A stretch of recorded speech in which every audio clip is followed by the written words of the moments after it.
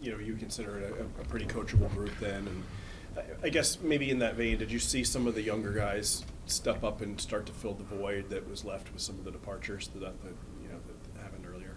Yeah, I think when you look at our lineup, you started to see, especially after the deadline, and regardless of in the room, I think on the ice you saw guys get bigger roles, more ice time, more responsibility, and with that comes the off-ice leadership that they have to then take on. And yeah, I think a lot of the young guys, we talked about it last year when we were in the same room, right? Like, in order for us to get to where we want to be, that group is going to need to learn their role, their responsibilities, and their own leadership. And Fliggy will kill me, but I watched a Nick Foligno post-season conference the other day, and it's like, I think us with Chicago, kind of you parallel two teams that are trying to rebuild to get to where they want to be. And Fliggy said, you got to be fully committed, right? And you need everyone in that room to be fully committed to where you're going. And with that, you'll get younger guys who need to learn their own leadership, their own voice, and pull guys along with them. And that goes to on-ice roles, that goes to off-ice roles. And that's how you get excited about what the potential could be. Right? This year was not the year the Flyers are going to win the Stanley Cup. What do we need to do to get there? What's going to be your role, and how are you going to get someone else to get their role in order to do that? When we did this a year ago, because you played a lot with pals, and I remember you saying a year ago that if he has the opportunity to do so, with his size and his speed, it wouldn't surprise you to see his offensive game kind of take off. He had that opportunity later in the season, and he did kind of take the bull by the horns and do it. Is that something that obviously you could see him continuing to grow in, and something that could be an example to other guys in the room? If the opportunity is there, you got to seize it. Yeah, he's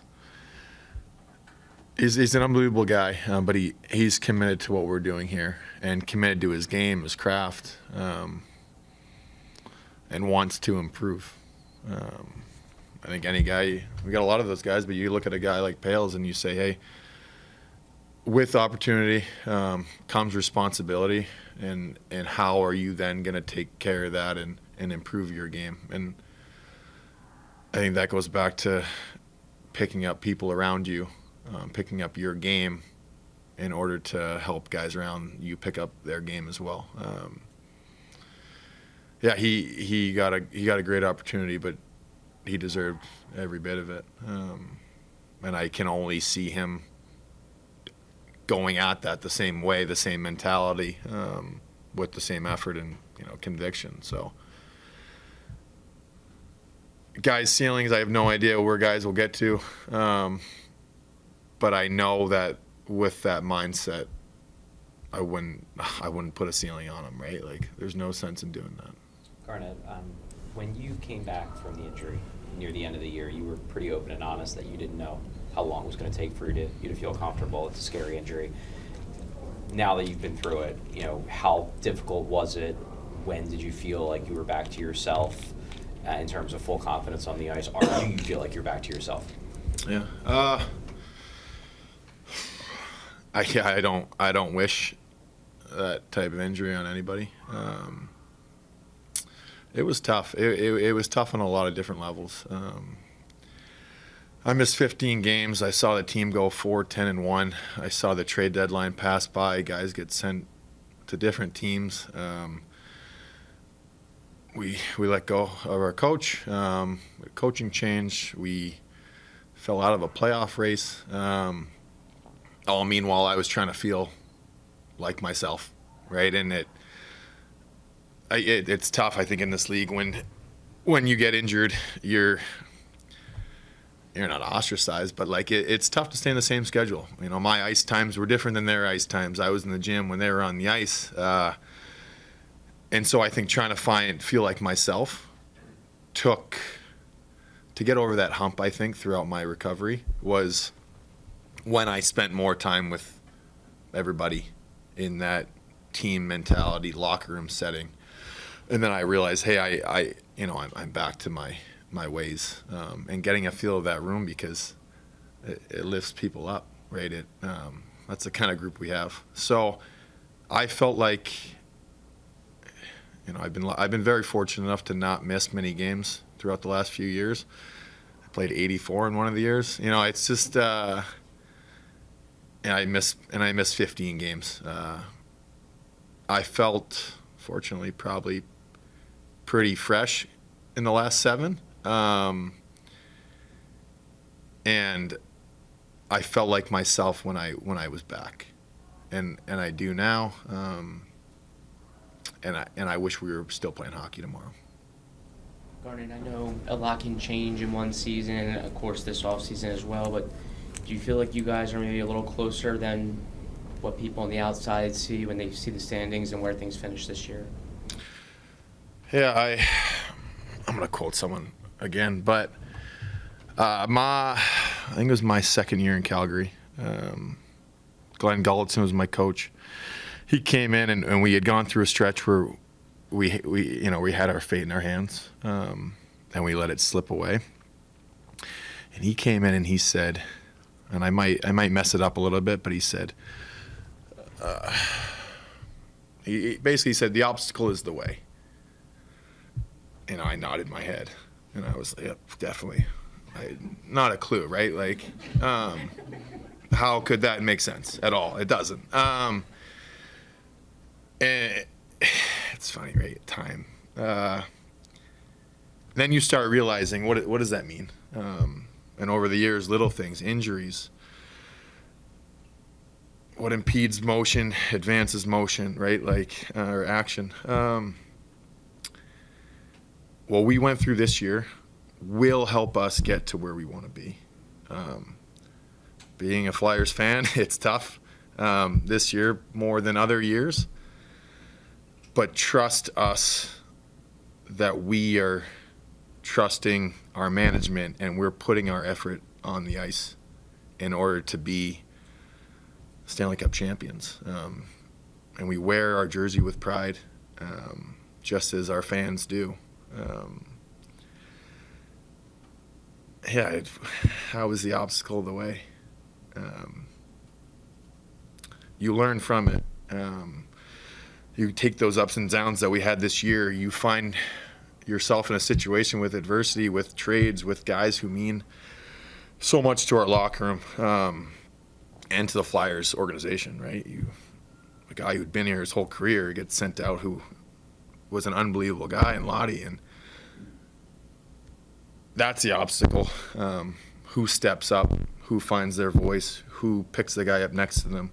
And I think that's how you look at this year.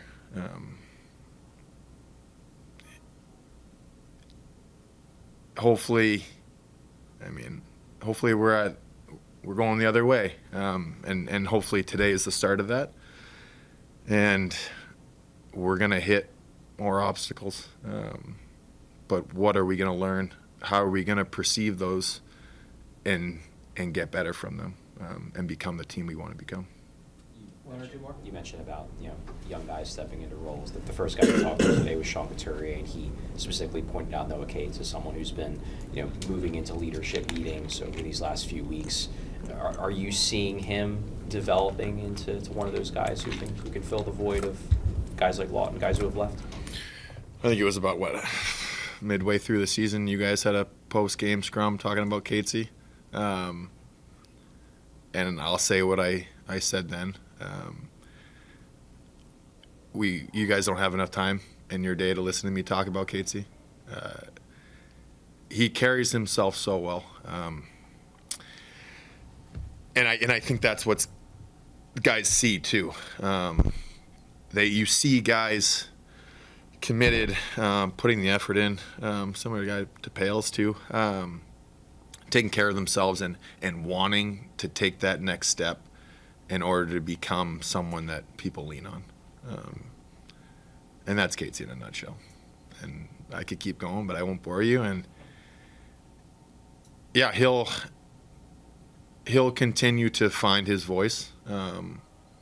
And this year, you look back when he was healthy scratch to becoming our, most trusted center for a lot of the season. And what can guys learn from that? You ask Catesy what he went through, right? Like, it just advanced him even more. He had to find a way to fight through it and learn from it. It's, I don't know, maybe like a microcosm for our season, right? Like how you got a group of guys that believe in that effort and see it with that perspective. You're going to find losing streaks stop at 2, right? And that's, you see the good teams, they don't lose more than 2 games in a row. They can't afford it. To be good and consistently good, you have to find a way to stop those and find your game and refocus and push forward, and that's what Catesy does on any battle that he gets to. You were quick to re-up with the organization last year. I assume at least partly because you believe in what management is doing here. With the foundation that John built and that's here now with the young guys, is it a good time now to start potentially adding pieces and start to go the other way, like you were saying? Luckily, that's not my job. No. I don't want to put you in those No, shoes. no, I'm trying to ask the question in a roundabout way, and that you believe in the foundation, so that if they do potentially start to add, do you feel like now's the time? You guys as a group can start to go forward again. Yeah, I think, to stop the roundabout though, I think there's so many things that as a player I don't know the rules, what goes into being able to add guys, what money we have on the books, what's available in the market, how you view our team and what we need and what will get us there. I know what we have in our room. So I was excited to re-up because a lot of different things, but one of them is the room. Another one is I love where I live. I have 3 young kids. Our organization puts a lot of time, money, and effort into our facilities, our well-being. And I think when we do begin to spend money for UFA or attract players to come here, I hope they realize that it's not just what you see on 95 coming from the hotel to the rink. It's a lot more that goes into it, with the fan base, with the practice rink, with the game rink, and then on top of that, you get the guys in this room that we're building. And you'll see, we talked about it last year, you'll see the effort that goes into guys wanting to not put their own ceiling on themselves, and finding any adversity that they get to, they're going to work through it.